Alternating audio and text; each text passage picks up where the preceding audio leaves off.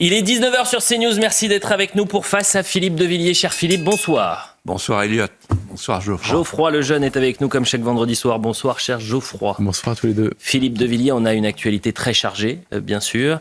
On reviendra dans cette émission, un peu plus tard dans l'émission, sur cette décision historique, puisque le Conseil d'État a confirmé l'Arcom dans sa volonté de ne pas renouveler la fréquence de la chaîne C8, pourtant première chaîne de la TNT, et vous souhaitiez évidemment revenir sur cette décision, Philippe.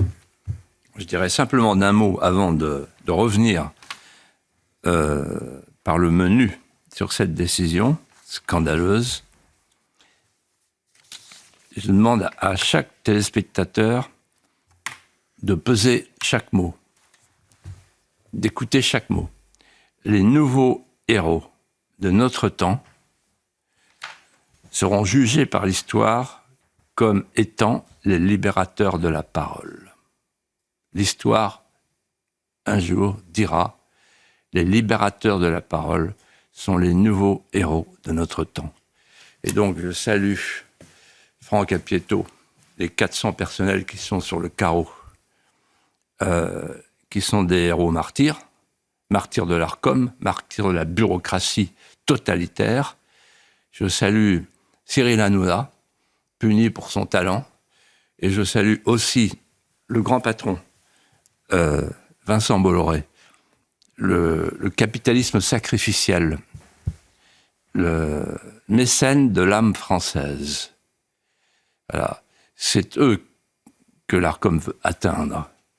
Et nous tous avec, parce que regardez C8 pour comprendre ce qui va arriver à CNews. Ils veulent fermer CNews. Ils veulent en finir avec la parole alternative. Mais c'est trop tard. Comme dit Vincent Bolloré, il y a ce qu'il appelle le déhanché du lapin breton. Et s'ils veulent nous décourager et nous affaiblir, je pense que nous sortons de cette épreuve plus fort. Mais on y reviendra tout à l'heure. On y reviendra dans cette émission, bien évidemment. Et il faut le dire aux téléspectateurs, vous êtes l'un des pères de cette loi en 1986, si je ne m'abuse. 30 septembre 86, donc je peux en parler. Je peux donc, vous parler du berceau d'osier au bord du Nil, comme pour le petit Moïse. Et dedans, il y avait Roch-Olivier Metz qui était à mon cabinet. Eh bien, il s'en souvient plus, lui. On racontera tout ça dans cette émission, bien sûr. Mais, et c'est intimement lié, évidemment, vous souhaitiez revenir impérativement sur le discours de J.D. Vance à Munich lors de la conférence de défense qui a été longuement décryptée cette semaine. J.D. Vance a alerté sur un recul de la démocratie en Europe et de la liberté d'expression, justement. Certains y ont vu une provocation, voire de l'ingérence. D'autres, le message lucide d'une Europe qui renie ses droits fondamentaux. Je vous propose qu'on écoute J.D. Vance, un message prémonitoire en quelque sorte, quelques jours avant que C8 soit frappé d'un écran noir.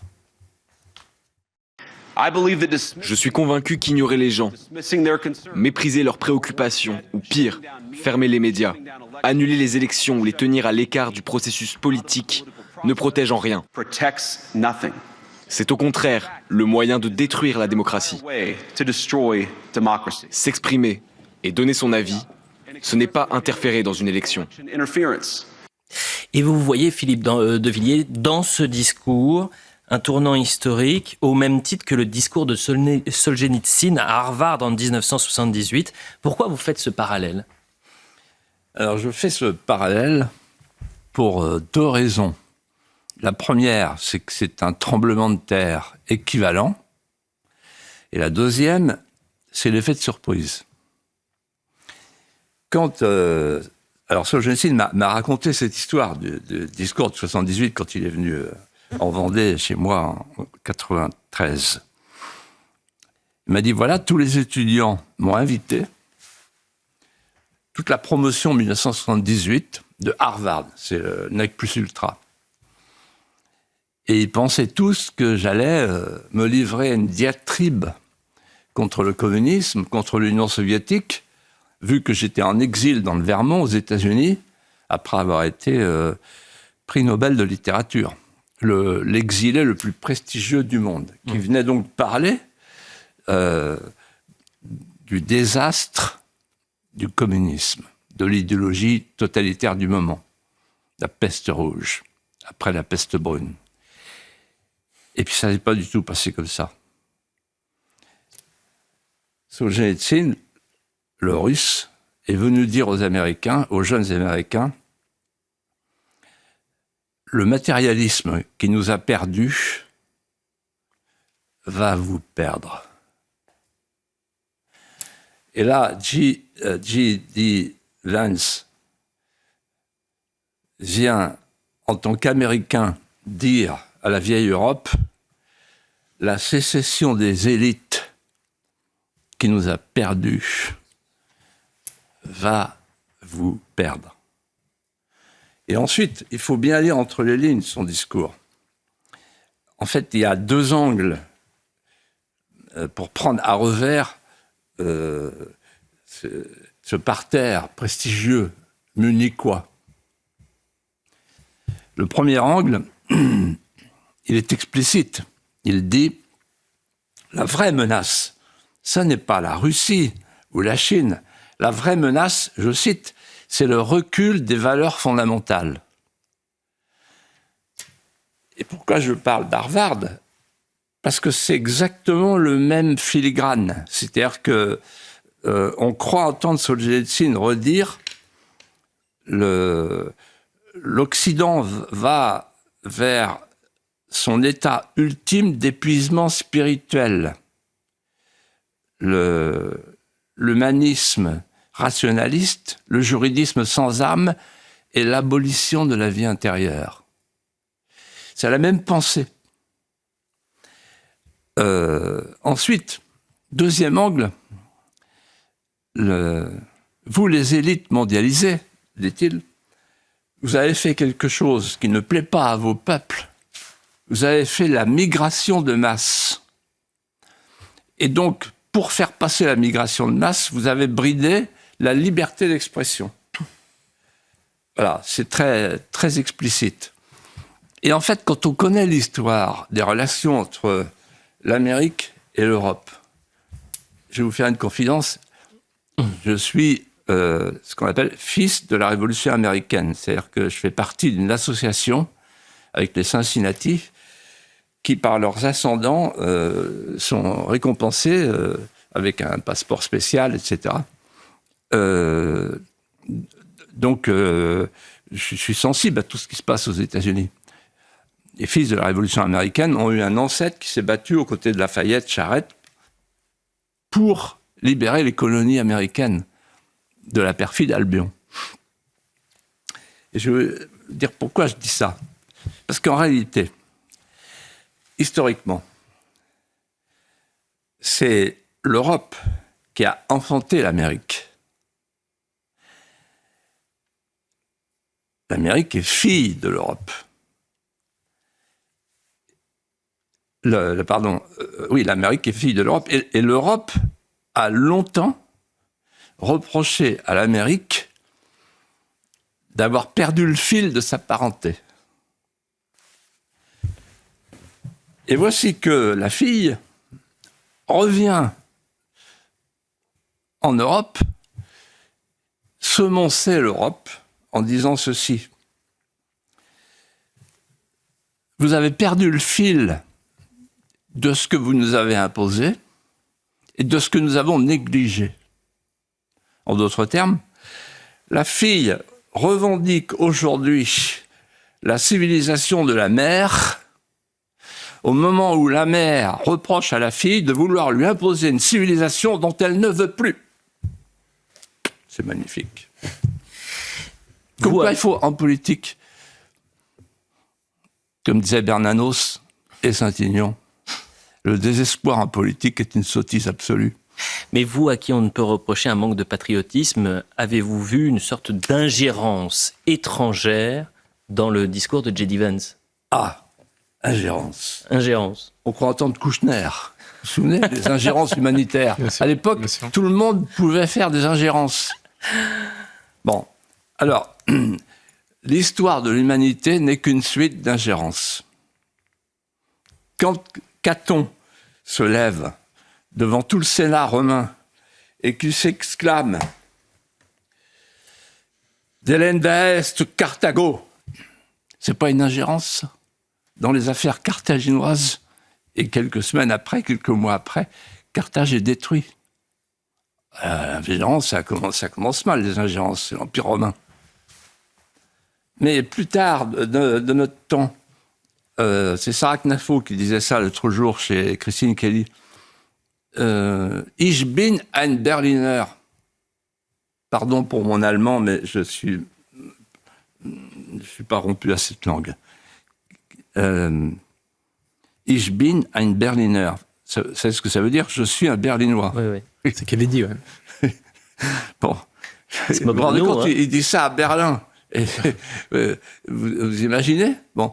Et quand De Gaulle va au Québec, à Montréal, une pensée pour Mathieu Bocoté. Ça va lui plaire. Mathieu Bocoté qui n'aime pas les ingérences. Là, celle-là, il l'aime. Eh ben, il dit « Vive le Québec libre », etc. Bon, on s'arrête là, si vous voulez. Mais, et parlons de Soros. Soros qui fait nommer des juges à la Cour européenne des droits de l'homme, du Conseil de l'Europe. Lisez les documents de le maître Grégor Puquin, qui fait autorité.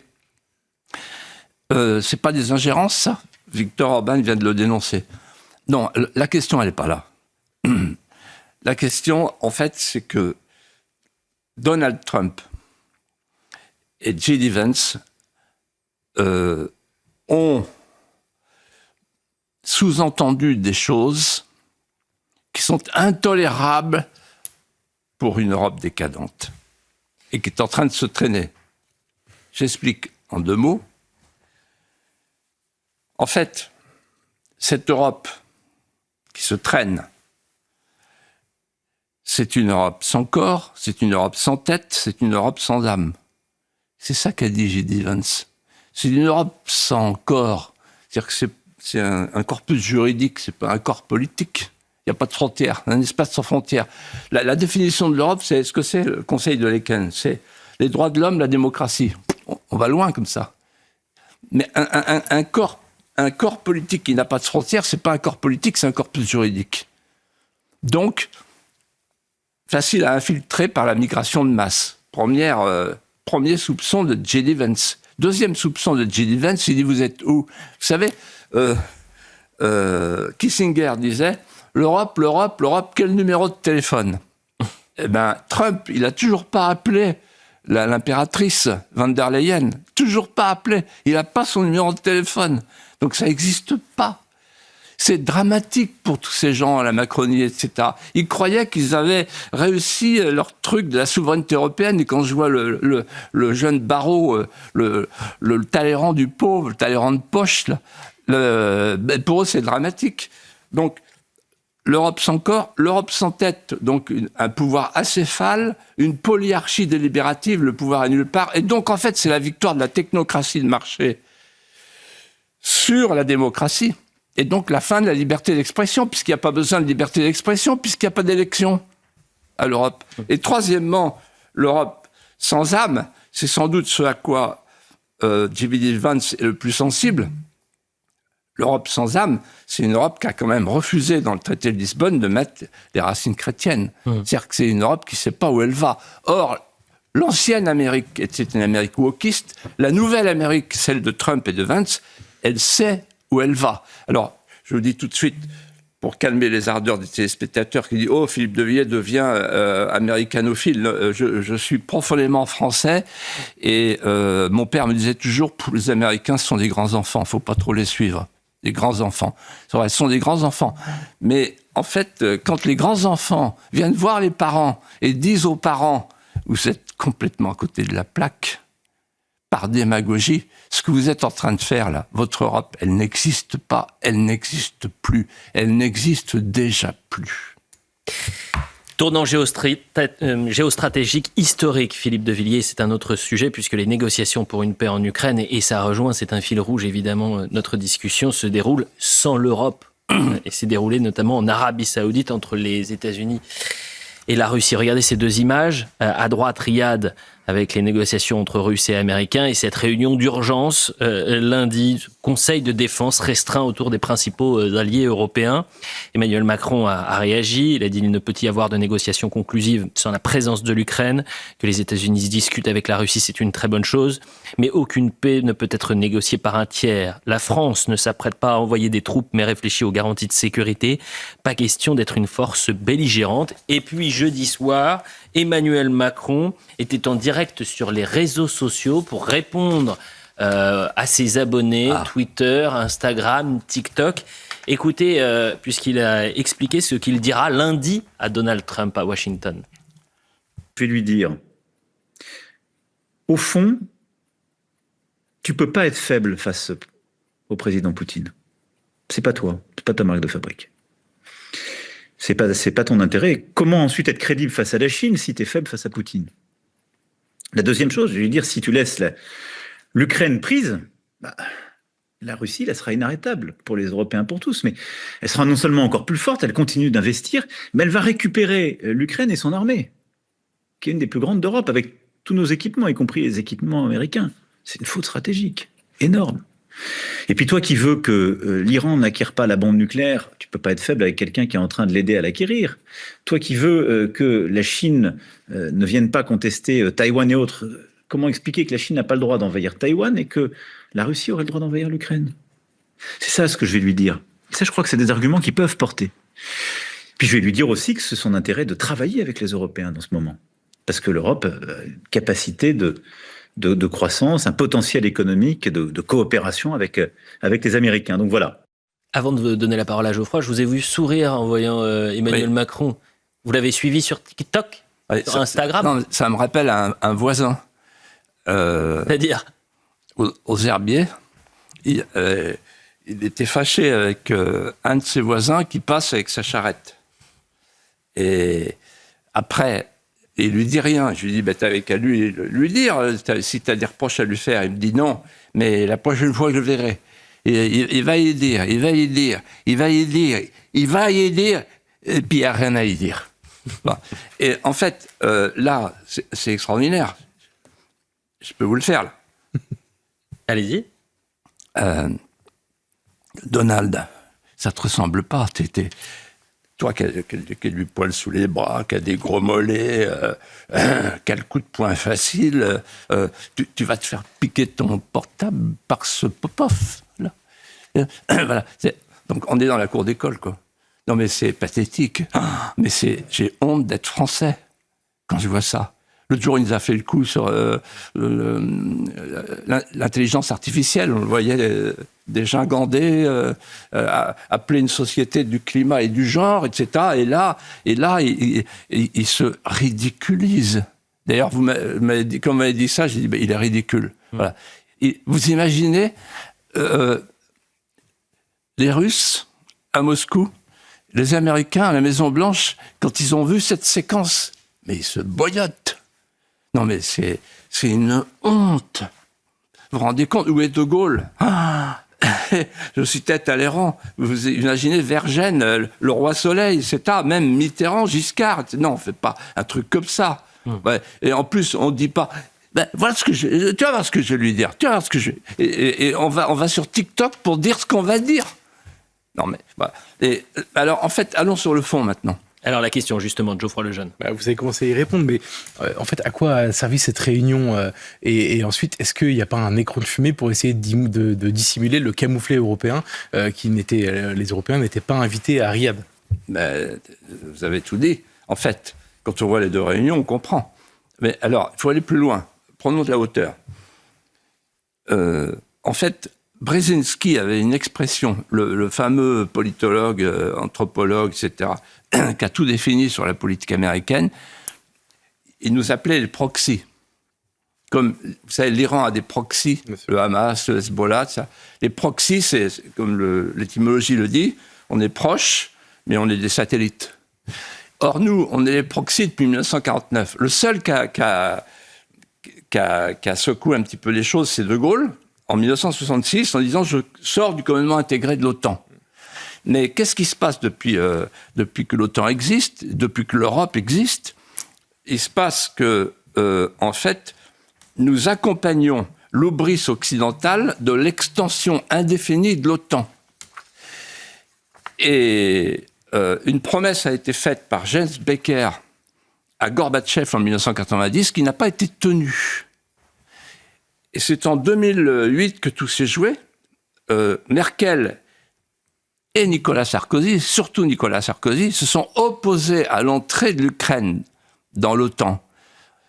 Pourquoi ? Nicolas Sarkozy m'a expliqué, il m'a dit voilà pourquoi j'ai pris cette position, parce que j'ai jugé qu'il n'était pas raisonnable d'avoir côte à côte deux puissances nucléaires. Il faut que l'Ukraine soit neutre. Comme l'avait dit Kissinger, il faut que l'Ukraine soit un pont entre les deux sphères d'influence. La Russie d'un côté, l'Europe de l'autre.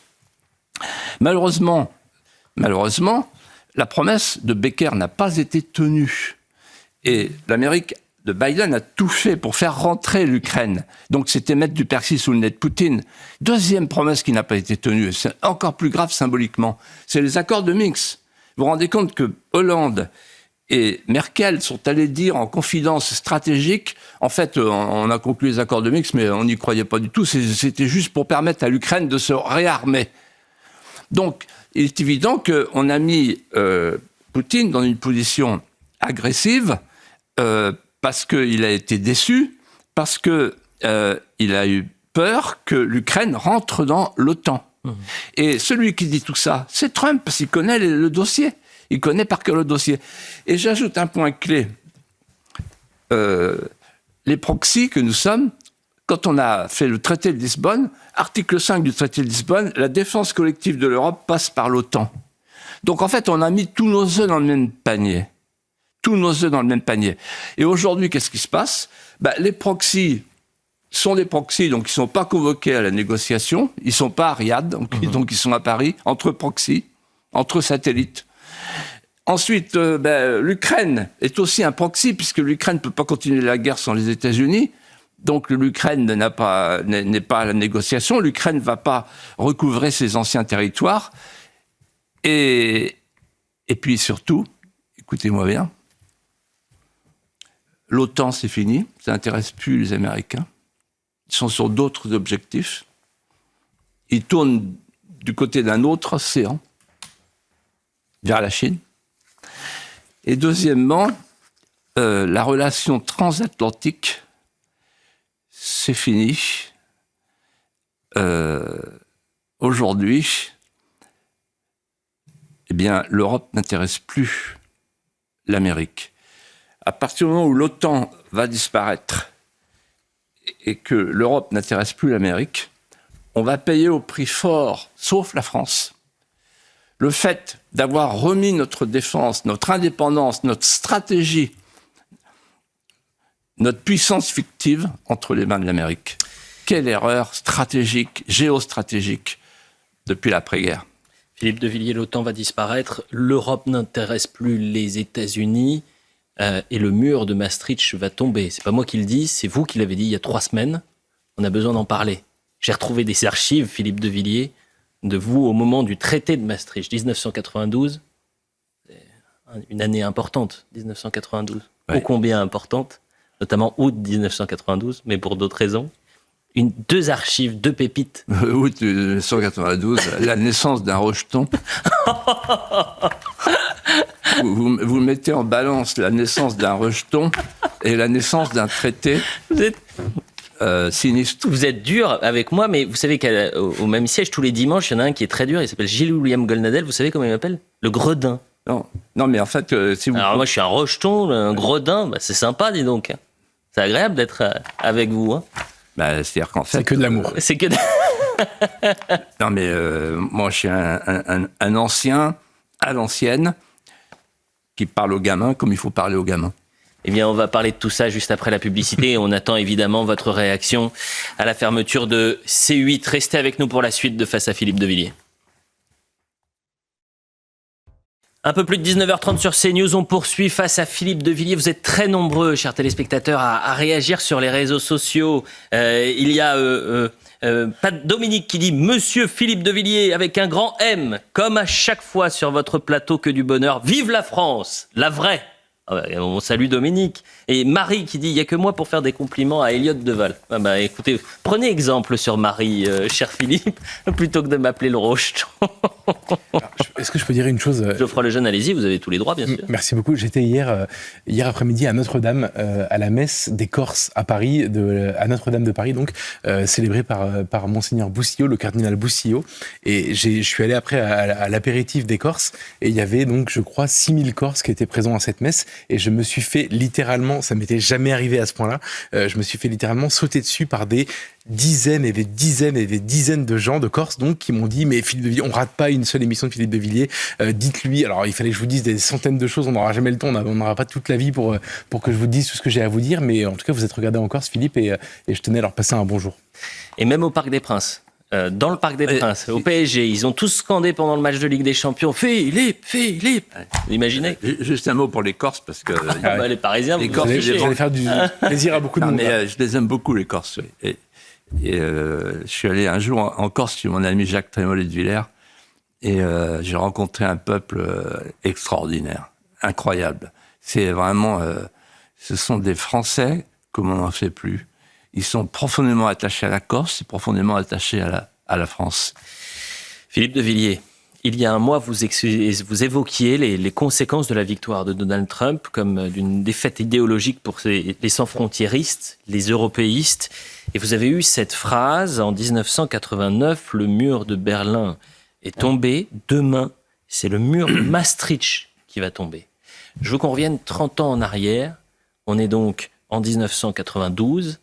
Écoutez attentivement le Philippe de Villiers de 1992, ce qu'il disait sur les conséquences de la ratification du traité de Maastricht. Je dis bien 30% des emplois en Vendée sont menacés par le processus de Maastricht.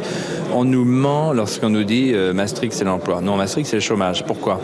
Parce que cette Europe, elle est technocratique, elle est bureaucratique. Ce sont des prélèvements obligatoires qui vont augmenter et surtout, que ce soit dans le domaine du plastique, des transports, de l'agriculture, de la pêche et de toutes nos industries de main-d'œuvre, il n'y a plus de préférence communautaire. L'Europe est le seul espace au monde qui ne soit pas protégé, où il n'y a pas de tarifs extérieurs communs. C'est la Commission qui propose, c'est la Commission qui exécute, c'est la Commission qui négocie, c'est la Commission qui gère. Il n'est pas d'exemple dans l'histoire du monde, depuis que la démocratie existe, d'une institution ayant autant de pouvoir que la Commission de Bruxelles. C'était il y a 30 ans. Geoffroy Lejeune. Alors c'est vrai qu'on est soufflé en voyant un peu ces images. Philippe, moi je vous ai entendu dire à de nombreuses reprises que le mur de Maastricht allait tomber, ce qui, pour des gens de ma génération ou de celle d'Elliott, paraît être impossible. Est-ce que vous pensez vraiment que cette perspective se dessine ? Oui, et je vous explique pourquoi. En fait, l'Union européenne, c'est une idée, une création américaine. Suivez-moi bien, hein. Je pars de loin, vous allez voir. On va y arriver. C'est une création américaine. C'est une idée qui est née dans le bureau ovale. En 1943, il y a deux hommes face à face. Le président des États-Unis, Roosevelt, et son conseiller technique, qui est de nationalité anglaise, qui est banquier américain, qui s'appelle Jean Monnet, qui passe sa guerre aux États-Unis. Et là, Roosevelt explique à Monnet, il faut qu'on fasse une communauté transatlantique pour avoir un marché annexe, un marché complémentaire. Communauté transatlantique, et il impose ces mots, il impose la sémantique américaine. Le pacte charbon-acier, sémantique américaine. La haute autorité, sémantique américaine. La commission, c'est les agences non élues, sémantique américaine. Les pères fondateurs, sémantique américaine s'il en est. Et donc, c'est parti. Ensuite, le 9 mai 1950, la déclaration fondatrice de l'Europe, qui est lue dans les écoles, encore aujourd'hui, lue par Schuman, en fait, elle est rédigée à deux mains, elle est rédigée avec le secrétaire d'État Dean Acheson, le secrétaire d'État américain qui vient spécialement à Paris pour contrôler la déclaration, pour qu'elle soit une déclaration atlantiste. Deuxième étape. Troisième étape. En 1957, le 25 mars 57, le traité de Rome est signé et il faut un président, le premier président de la commission. C'est évidemment décisif. Et John McLeod, retenez ce nom, qui est le haut commissaire américain de l'administration alliée qui occupe l'Allemagne, suggère à l'oreille d'Adenauer de prendre quelqu'un qu'il connaît bien, puisqu'il l'a rééduqué, qui s'appelle Walter Hallstein. Walter Hallstein, c'est un officier supérieur allemand en national-socialisme. C'est lui qui enseigne le national-socialisme aux soldats allemands. Il est arrêté le 26 juin 1944 à Cherbourg. Il y a des photos, j'ai publié ça dans un livre. Et ensuite, il est rééduqué à Fort Getty, aux États-Unis, rééduqué par les Américains, notamment par John McLeod. Et Adenauer dit on prend. Et donc, en fait, le premier président de la Commission européenne est évidemment pour le moins pro-américain. Et il va donner un pli qui ne changera plus. Alors pourquoi je vous dis ça ? Je vous dis ça parce que c'est là que c'est important. Toute l'architecture de cette Europe, elle est une architecture post-politique, post-tragique, post-historique, post-morale et post-nationale. C'est-à-dire que c'est une architecture post-politique sans aucun ressort de puissance. C'est plus la question, on est un marché. Et deuxièmement, c'est une Europe sans les États et avec un fédérateur extérieur, l'Amérique. C'est ça l'Union européenne. Et Maastricht a pérennisé ce que Jean Monnet voulait, c'est-à-dire une communauté transatlantique. Et j'arrive à la conclusion, aujourd'hui, qu'est-ce qui se passe ? 4 phénomènes. Premier phénomène, la Nouvelle-Amérique nous regarde avec mépris. On était des protégés, on est des consommables. Vous allez voir la herse douanière qui va arriver. Et puis maintenant, on nous dit, maintenant, mettez l'argent si vous voulez vous défendre. Et en plus, pour acheter du matériel américain, s'il vous plaît. Donc en fait, on est passé du partenariat transatlantique au protectorat transatlantique.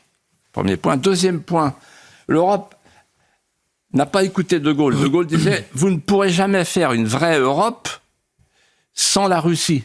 Parce qu'on ne peut pas faire une Europe sans l'Eurasie. Sinon, on fait un bout d'Europe. C'est ce qu'on a fait. On a fait, non pas l'Europe de l'Atlantique à l'Oural, mais l'Europe de l'Atlantique sans l'Oural. Donc, c'est un moignon d'Europe. Troisièmement, la défaite de l'Ukraine, j'ai dit ça il y a 1 an, il y a 2 ans, ici même, avec vous vous en souvenez, sera la défaite de l'Europe, de l'Union européenne. On est en plein dedans. Van der Leyen, ils ont l'air malins, ils voulaient envoyer des troupes, ils flirtaient avec le nucléaire, etc. Ils jouaient les gros bras, voilà. Et donc, en fait, les 2 slogans de 92, c'était l'Europe puissance et l'Europe c'est la paix. Non, l'Europe c'est pas la paix, l'Europe c'est la guerre. On a été faire la guerre ailleurs que chez nous, à l'extérieur de chez nous, entre 2 peuples slaves pour les départager. Absurde. Les historiens diront ils étaient fous. Et tout ça pour en fait faire une Europe plus unie, vous voyez, pour intégrer davantage la purée de marron. Vous voyez. Et puis l'Europe puissance, elle est morte avant que d'avoir existé. Enfin, on en parlera peut-être la semaine prochaine parce que c'est les élections allemandes. L'axe franco-allemand, il n'y en a plus. Vous savez, De Gaulle disait les nations n'ont pas d'amis, elles n'ont que des intérêts. Et moi, je rajoute, la bureaucratie n'a pas d'intérêt, elle n'a que des procédures.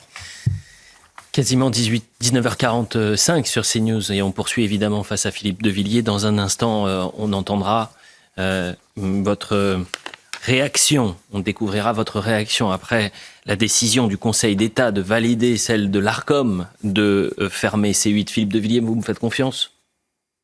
Oui. Oui.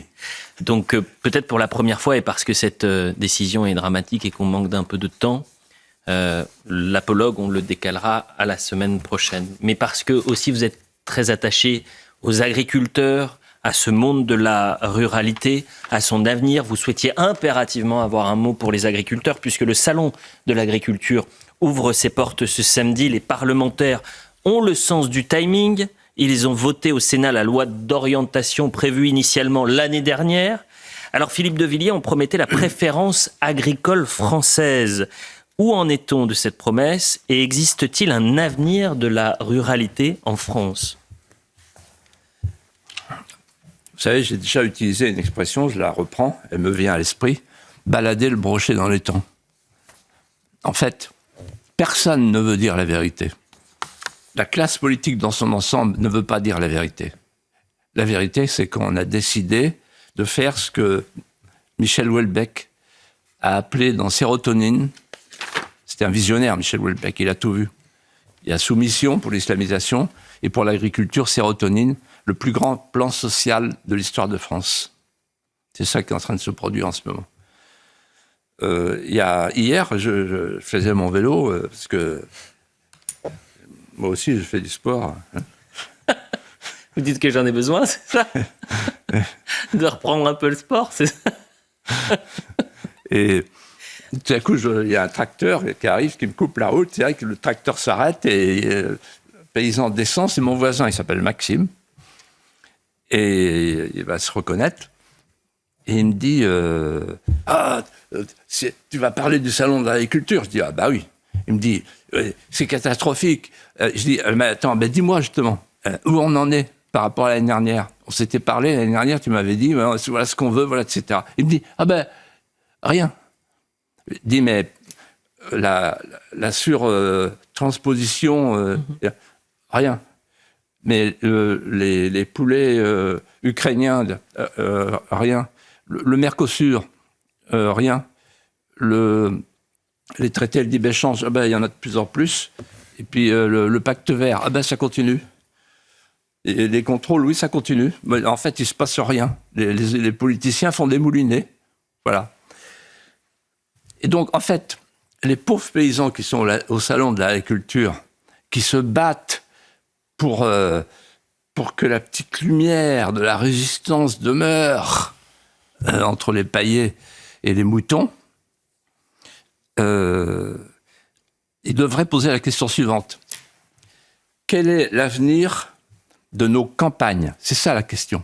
Parce qu'en fait, il y a 60 ans, moi je me souviens très bien avoir entendu Olivier Guichard, la Datar, etc., nous expliquer la modernisation de la France passera par un déséquilibre ville-campagne. Vous m'entendez ? Donc, il était assumé, ce déséquilibre. L'exode rural était programmé, il n'était pas déploré, il était célébré. Voilà. Et donc, la grande question de notre temps, c'est la question des ancrages.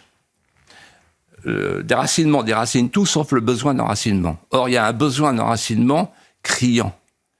Mon voisin, Samuel Gilbert, disait, en voyant passer un tricycle avec un touriste dessus, tu vois, mon petit gars, la terre, c'est quand on la travaille, la campagne, c'est quand on regarde travailler les autres. Et donc, il y a un mépris pour la campagne depuis 60 ans, avec cette idée que la métropolisation de la France agglutine des esprits conformes qui n'entendent que le bruit de fond de la rue insignifiante où court la rumeur gloutonne.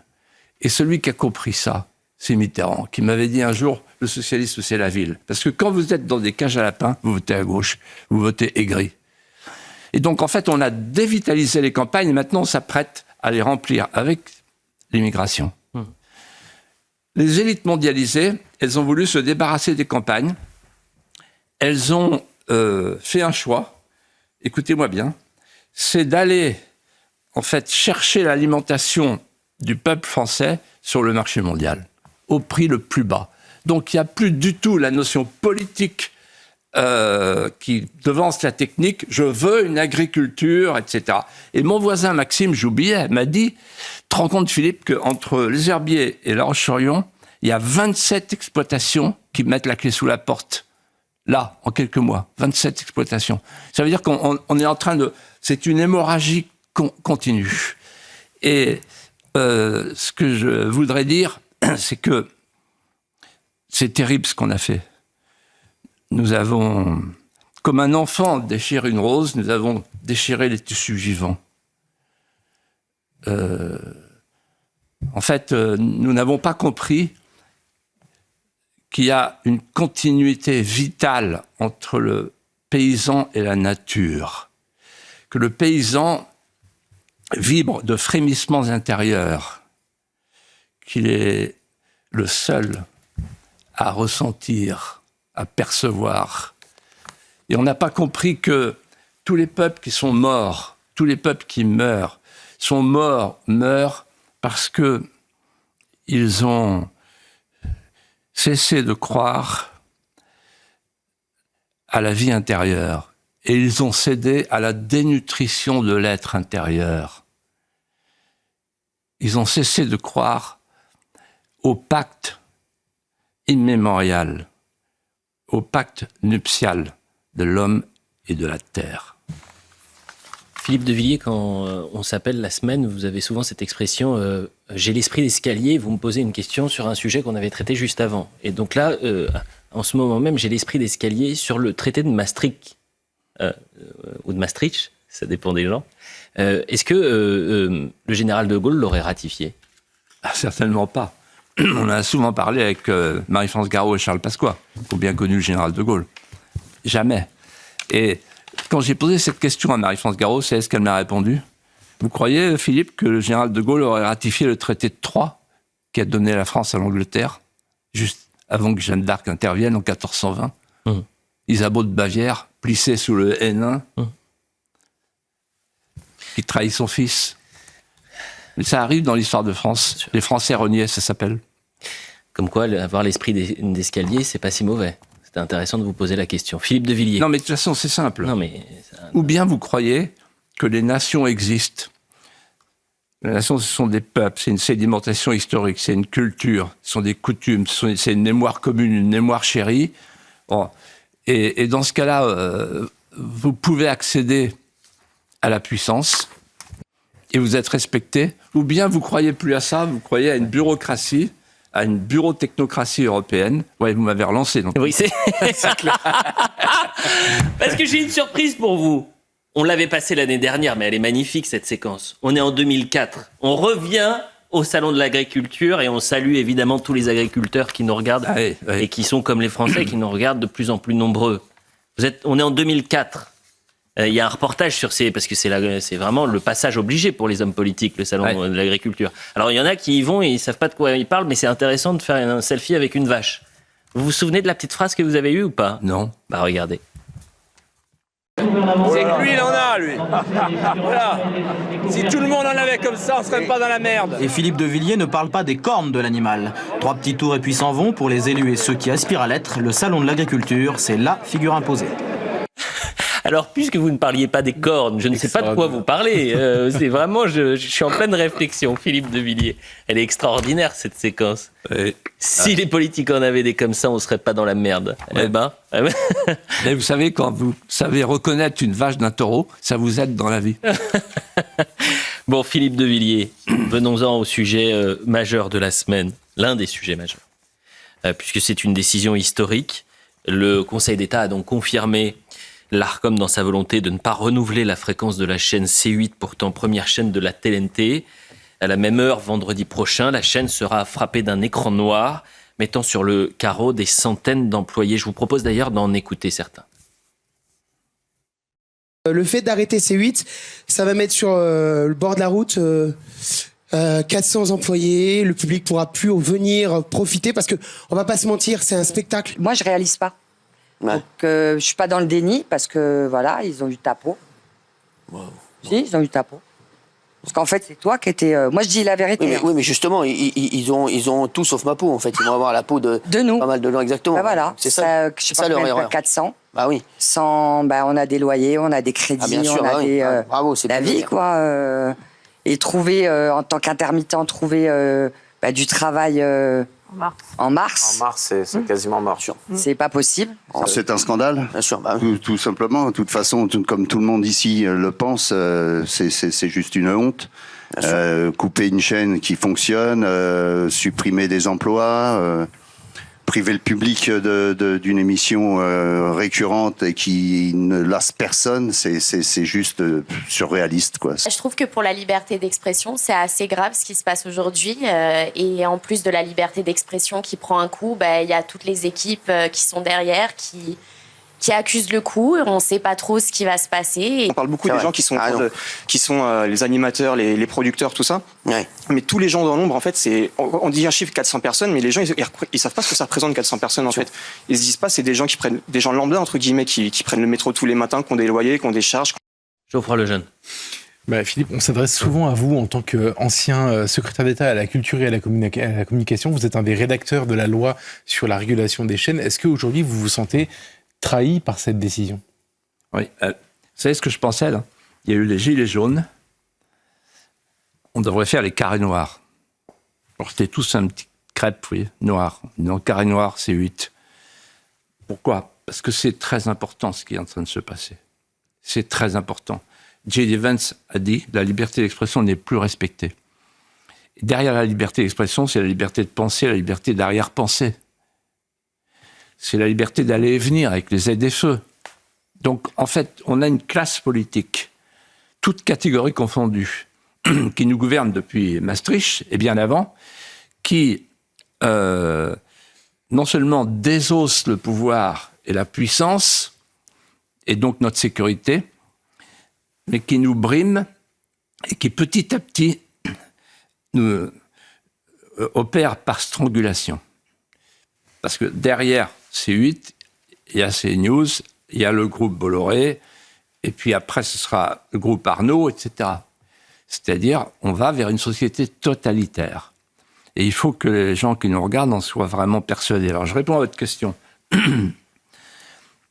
Je suis, moi, le co-rédacteur avec François Léotard et Dominique Ambiel de la loi du 30 septembre 1986.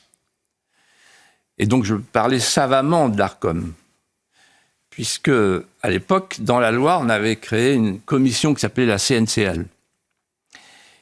Et cette loi, en fait, c'était une loi de privatisation et qui aménageait le nouveau paysage audiovisuel, qu'on appelle toujours le PAF, mais avec un double pluralisme. Il y avait un pluralisme externe, qui était prévu par la loi, c'est-à-dire concurrence entre les chaînes privées. Pas question de retirer à chaque chaîne sa tonalité. C'est-à-dire que c'était une concurrence entre les chaînes. Alors, telle chaîne avec telle tonalité, telle autre chaîne avec telle autre tonalité. Concurrence entre les chaînes, pluralisme externe, on appelait ça. Et ensuite, le pluralisme interne pour les chaînes de service public, vu qu'elles sont financées par les impôts et que donc, il faut que tous les contribuables, quelle que soit leur sensibilité, se retrouvent dans la couleur des chaînes. C'était ça, la double idée. Et la commission qui s'appelait la CNCL, qui est devenue l'Arcom, avait pour unique mission d'être un organe d'application et de régulation, exactement comme d'ailleurs le Conseil constitutionnel du temps de Michel Debré, où il fallait vérifier que la loi n'empiète pas sur le règlement. Voilà pour le Conseil d'État. Et pour l'Arcom, c'était l'idée que l'Arcom devait assurer que la réglementation soit bien appliquée. Il y a un souvenir qui me revient, l'article 1, je crois, et l'article 13, je ne sais plus, un des deux articles qui disait que la seule limitation que l'Arcom pouvait apporter à la parole des chaînes, à leur liberté, c'était une limitation en cas de guerre à la demande de la défense nationale. Vous voyez, on n'en est pas là quand même. J'entends. Voilà.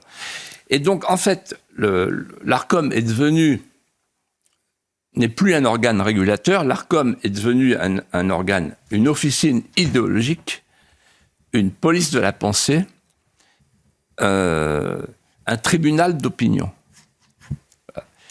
Et donc, le tribunal d'opinion a frappé pour des raisons qui tiennent à ses opinions. C'est une officine idéologique, militante, qui est composée par des militants ou des gens qu'ils sont devenus. Et figurez-vous... On y vient justement, j'allais vous interpeller là-dessus, parce que Roch-Olivier Maistre, l'ancien président de l'ARCOM, était votre stagiaire au moment où vous avez écrit cette loi sur la régulation. Donc il a grandi en quelque sorte avec vous. Vous lui dites quoi à Roch-Olivier Maistre aujourd'hui ? Il a été nourri au lait de la liberté, et le lait a caillé depuis. Et donc il assistait à tous les travaux. Je me souviens même que quand j'ai quitté le ministère, il pleurait, vous voyez, dans le couloir. Je l'ai consolé, je lui ai dit, Roch-Olivier, la vie n'est pas finie. Ah ben non, elle n'est pas finie, effectivement. Et voilà. Mais vous savez, c'est l'état profond. L'état profond, quand vous rentrez dans l'état profond, par un phénomène de contagion, si vous n'êtes pas technocrate au début, vous l'êtes à la fin. Il n'y a rien à faire, vous devenez Saint-Simonien. Vous croyez que le pouvoir... il va sans la liberté, parce que la liberté est dangereuse, parce que la liberté, c'est le peuple influençable qui peut se mettre à penser tout seul. Voilà. Je parle du dévoiement de l'ARCOM, mais je voudrais ajouter un mot sur le dévoiement du Conseil d'État. Le Conseil d'État, en fait, sa véritable vocation, sa véritable mission, je me souviens quand j'étais jeune étudiant, c'était de garantir les libertés publiques. Je prends un exemple. Vous avez le droit de l'expropriation pour les collectivités publiques quand on fait une route, mais vous avez aussi le droit de propriété. Il y a une contradiction entre les deux souvent. Et donc, il faut que l'utilité publique soit prouvée, sinon il y a abus de pouvoir, il y a excès de pouvoir. Ce mot-là, excès de pouvoir, il revenait tout le temps dans la bouche de nos profs de droit constitutionnel et administratif. Or là, si vous voulez, Camus avait une expression. Il faut que le juge, qui représente à la fois l'État et le peuple, balance les arguments pour Créon et pour Antigone. Dans le temps, le juge était plutôt pour Antigone, aujourd'hui il est pour Créon. Voilà. Et pourquoi tout ça ? Parce que derrière, il y a un enjeu idéologique que Hannah Arendt avait expliqué en 1978. Il y a 3 armes. Première arme, c'est la démonologie. On vous fait passer pour un démon. Deuxième arme, c'est le déni du réel. On vous fait passer pour un déviant. Troisième arme, c'est la judiciarisation. On vous fait passer pour un délinquant. Philippe de Villiers, Ben, qui est dans l'oreillette, le chef d'édition de l'émission, me presse en disant on doit bientôt rendre. Mais cette émission, elle a aussi un message d'espoir, d'espérance. Et en tout début d'émission, pour les téléspectateurs qui nous rejoignent à 20h, est-ce que vous pouvez redonner le message, peut-être un message d'espoir, d'espérance à ces téléspectateurs, à ces employés qui se retrouveront sur la paille à partir de vendredi prochain ? Alors, oui, d'abord, je voudrais redire à tous ces gens qui sont dans le désespoir, ne vous inquiétez pas, on va tous continuer et ça va s'amplifier. Bon, moi, je me souviens, quand j'étais jeune, j'étais désemparé, j'étais tout seul à penser ce que je pensais dans mon coin. Il n'y avait pas de médias, il n'y avait pas les réseaux sociaux, il n'y avait pas les Vincent Bolloré, les Bernard Arnault, il n'y avait rien. Là, aujourd'hui, on a des médias de la parole alternative et qui réussissent.